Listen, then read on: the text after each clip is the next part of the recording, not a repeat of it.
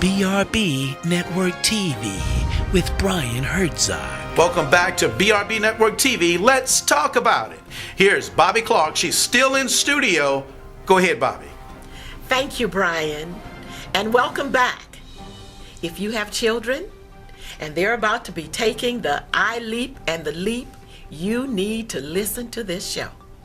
We have our guests today are Craig Gehring and Aaron Ardoin, and they have made perfect scores. Craig on the ACT and the SAT, and Aaron has made perfect score on the paraprofessional assessment. Now, I didn't say made a good score. I said made a perfect score. So parents, draw your children near, because what we want to do is to hone in to what made it possible for them to be so good that they could be perfect on these exams. This does not happen every day, and there's a method, there's a methodology that they use that made this possible.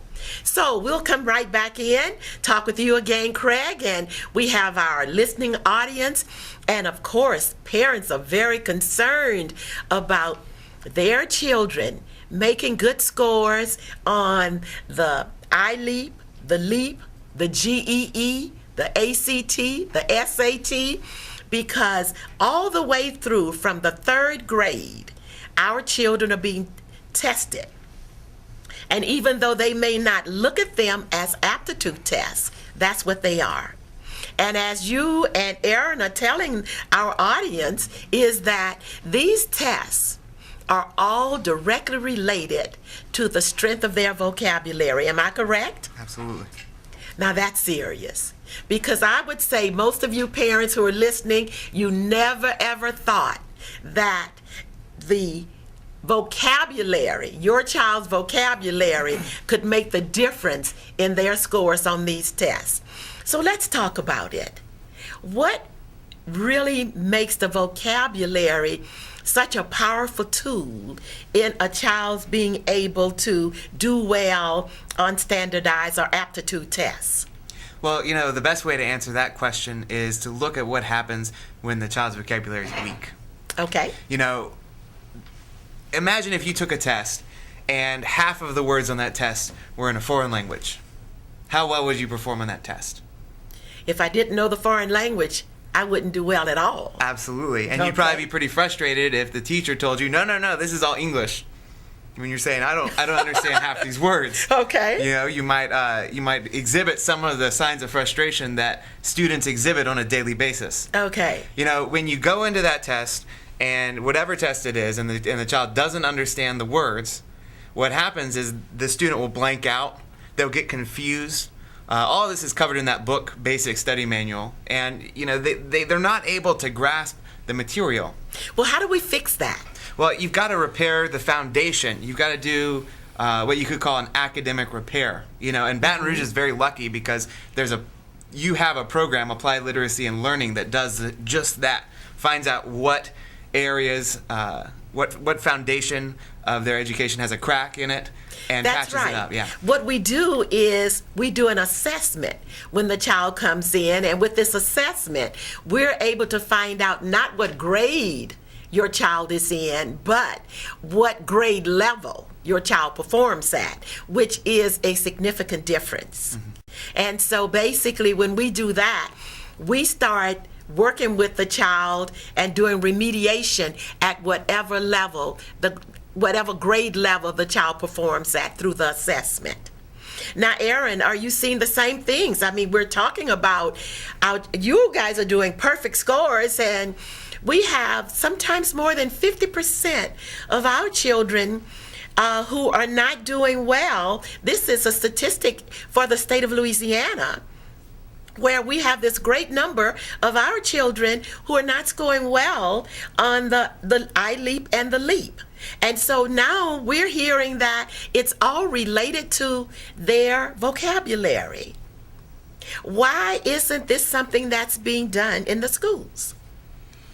Well, I mean, the school can only do so much. They have all sorts of incentives, and they recently changed teachers' raises, where the teachers' raises, are based on the students' performance. But at the end of the day, it has to start at home. Okay. And I see a lot of my students. Lots of my students don't complete the homework that's assigned.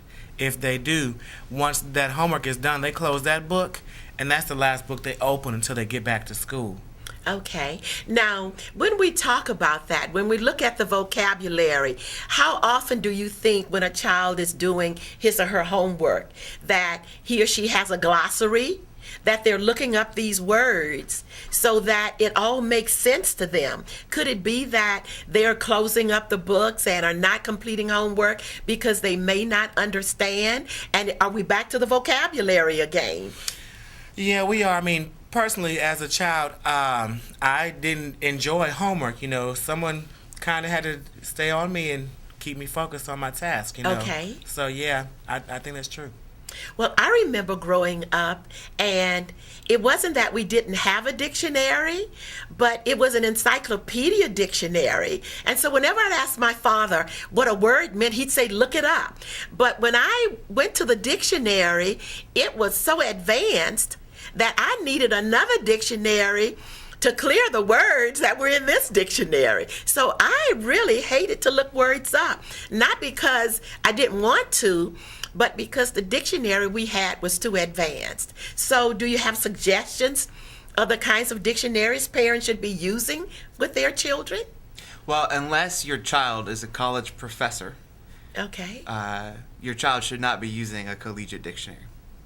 Oh. And I've never met any children that are college professors. Maybe I'll run into one eventually. Maybe someone's going to call you on the break and tell you that there's a college professor that's a kid. But even a high schooler could use a children's dictionary. Even a high schooler. But just think about it. Everywhere you go, that's what we have are these collegiate dictionaries. Well, they're the most advanced, right? They're the best. Every elementary school should have a college dictionary, right? And they should be using children's dictionaries. Absolutely. Oh, well, you know what? Then that means we're on the right track because we use loads of children's dictionaries at our center, and also it has pictures in it. And the kids love that. That it's got pictures in the dictionary because it's something else. And then teaching a child the importance of how to use the dictionary. That's awesome. That's really awesome. You're right. Yeah. So we're looking at this, and I'm hearing such great information. And I hope you parents, as you're listening, are starting to realize that a lot of what they're saying, our guests, Craig and Aaron, is that you can do a lot of this at home. And just think, if you start to improve your child's vocabulary and you start seeing the child's grammar is going to be better and he's going to speak better, then what's going to happen?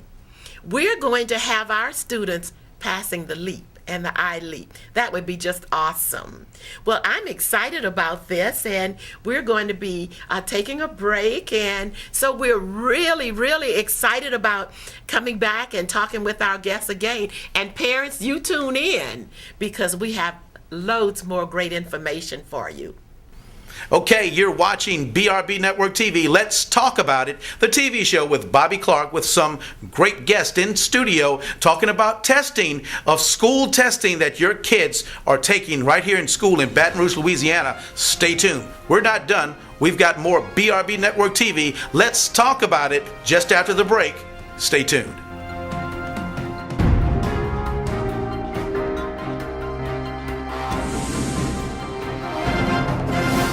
Sponsored by Super Cool Fashions Menswear. Sponsored by Independent Care Services Incorporated.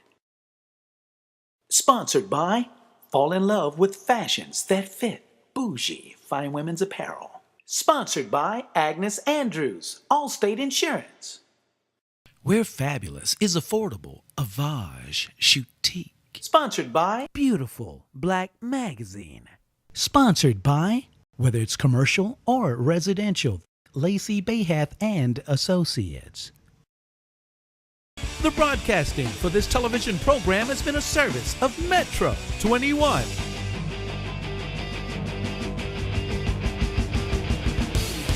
another Herzog Entertainment production.